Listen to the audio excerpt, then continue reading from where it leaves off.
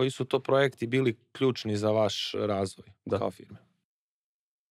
Pa tu bih mogao izdvojiti par dobrih. Bio je jedan projekat ovde koji smo radili, koji nam je onako po pitanju količine posla, to je veličine samog projekta, bio u tom nekom smislu odskočna daska i tad nas je naterao već da se prirodno bolje organizujemo, tako da to jeste.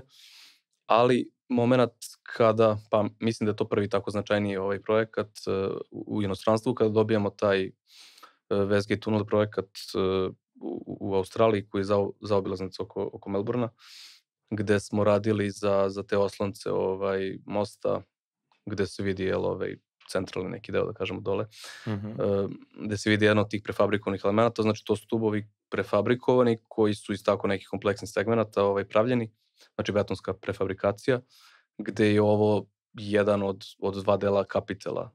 Čekaj, pričamo ovde gore ili ovoj dole? Ne, ovo je gore, ovo je srednje. To je kapitel.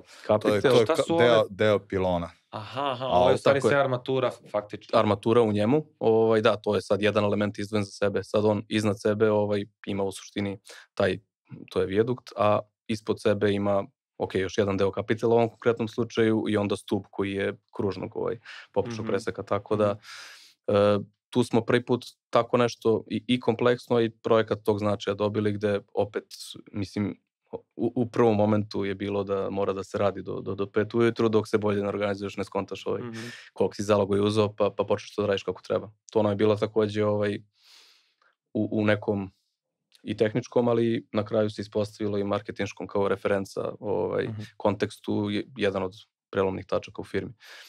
Šta su sad sve te, da ne pričamo pojedinačno, to unutra je armatura, svaka boja je druga pozicija šipke, znači praktično svaka šipka je drugog oblika. Ovo je nemoguće, ali moguće ovo u 2D rešiti ove stvari?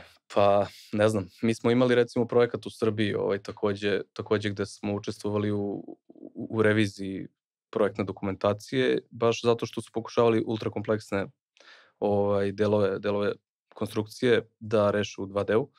I onda izvođač nas je zapravo angažovao da peglamo, to je da kontrolišemo to i da otklanjamo greške pre nego što dođe do gradilišta. Tako da moj odgovor je... Ali ste na kraju morali da crtate, to biste razumeli. Tako je. I tu smo mi negde skontali da za ovakve neke kompleksne stvari nije nemoguće, ali će puno stvari morati da se reši na terenu. Ovde su došli, sve ugradili iz prve, pokazali nam posle nam slike sa lica mesta, nismo baš mogli da letimo u Australiju, mada je to bio jedan plan u jednom momentu i videli da je sve na licu mesta sa ono kao zero clash, znači nijedna stvar se nije sudarila s drugom, što je bio cilj ovog posla. Da.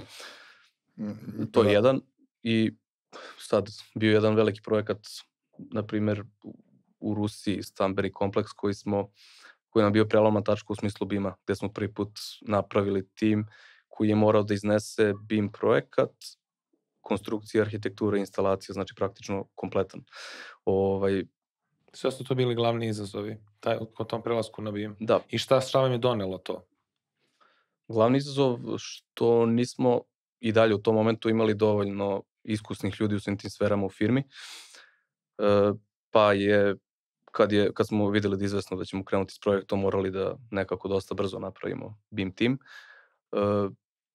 Drugi glavni izazov, to je naš interni izazov, drugi glavni izazov je bio što imaš predaju na svaku ponedjeljak ujutru i moraš to je znači, samo da se vratim jedan korak unazad, znači mi smo radili projekat koji je već bio u 2D dokumentaciji razrađen, znači dobili smo izvođački projekat, gde smo onda podigli 3D model konstrukcije, arhitekture, ultrakompleksna je bila isto arhitektura i instalacija i tražili nedostatke projekta, opet na virtualnom projektu pre gradilišta, javljali, pravili izveštaje nedeljne o svim stvarima koje smo očili, gde su onda oni peglali to u 2D dokumentaciji, da smo mi tu shvatili koliko je zapravo važno od početka krenuti na BIM način, jer se ovde bespotrebno trošilo puno vremena na te stvari pre projekta i naravno, mislim, nama je kao firmi donelo da možemo reći da imamo pravi BIM tim i jedan BIM projekat iza sebe uspešno urađen, gde smo bili pohvaljeni kao najbolja ekipa, jer je više internacionalnih ekipa radilo na projektu.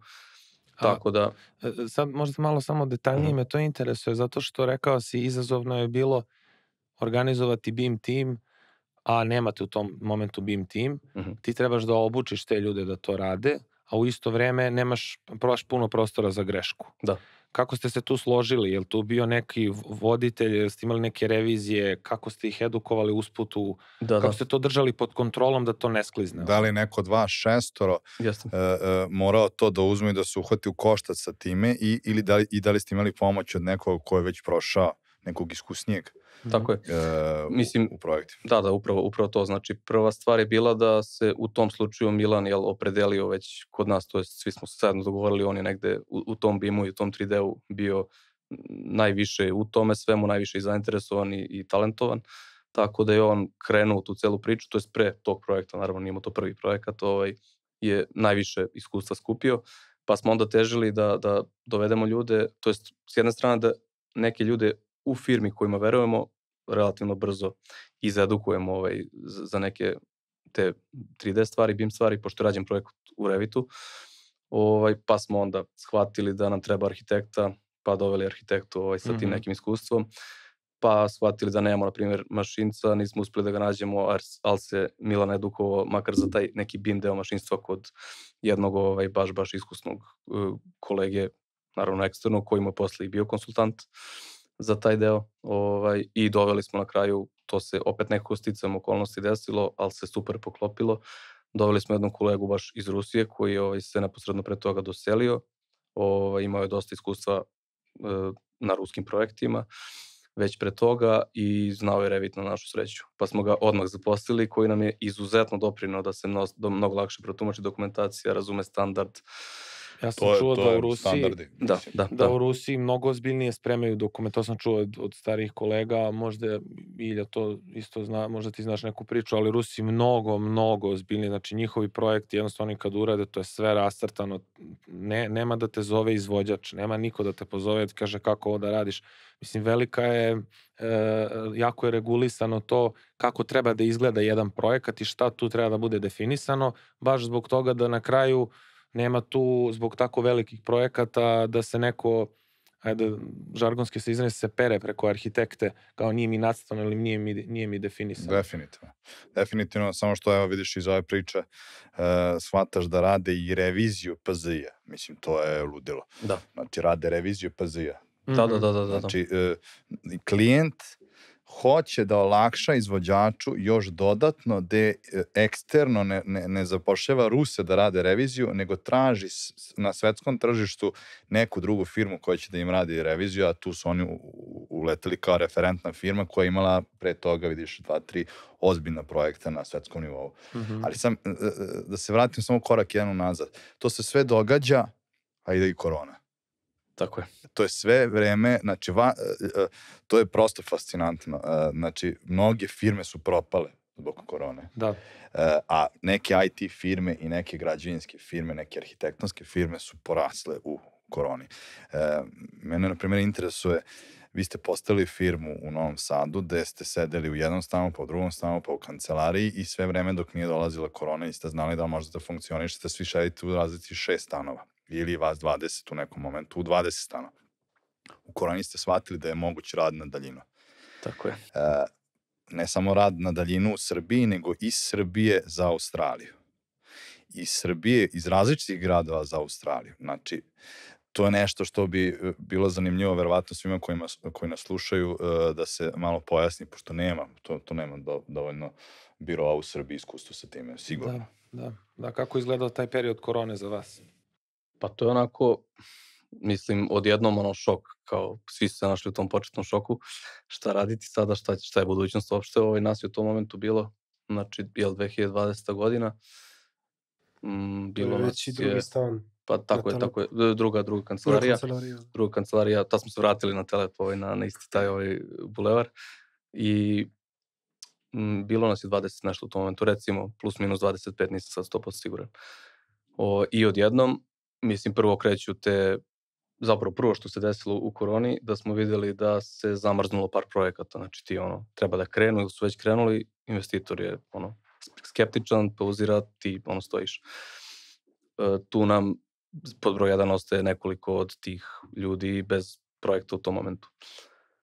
Drugo, dešava se da zbog tih raznih regulativa i uopšte ne znamo ni šta je korona tad, kad je to tek došlo u Srbiji u martu, da moraš naglo da premestiš tim da radi od kuće. Znači, odjednom se svi premeštaju iz kancelarije, svi smo bili u jednoj kancelariji, svi se premeštaju da radi iz svojih kuća i ostaje jedan kolega, Dušan, koji je jedan od naša prva dva, praktično, ajde da kažemo zaposleno u smislu nakon nas 6, prva dvojica, Dejan i Dušan koji su došli.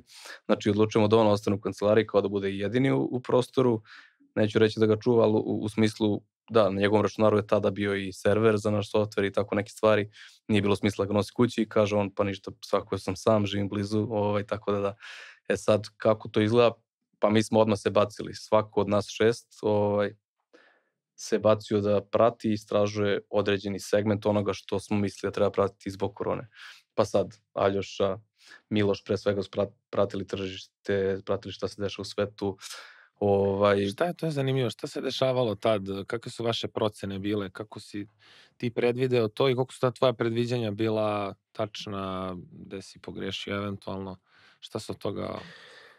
Pa mislim, iako, naravno, u početku je bila neka panika, posebno prvi mesec, dva, svi su se ukočili, što i razumem, ne znam šta se dešava tamo ovamo, ali onda smo negde umeđu vremenu videli priliku, opet, dobro je što smo se odlučili za taj digitalni pristup, što nam je posle pomoglo.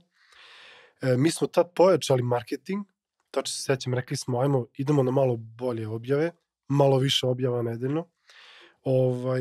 Gde, na LinkedInu?